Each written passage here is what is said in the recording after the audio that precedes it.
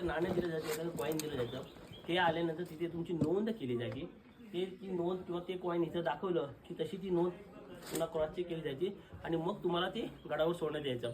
जेवढे दरवाजे जास्त तेवढे सिक्युरिटी चेक जास्त असतं, त्यामुळे जागोजागी दरवाजे असावेत.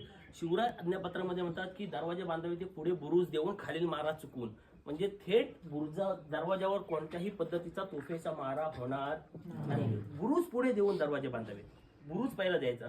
असा चिलखती बुरुज आहे, म्हणजे तो बुरुज फुटणार नाही.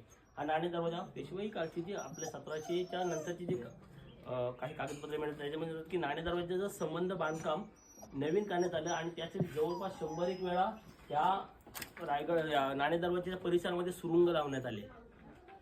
सुरुंगाचे छोटे छोटे स्फोट करण्यात आले आणि तो नाणे दरवाजा हे केला.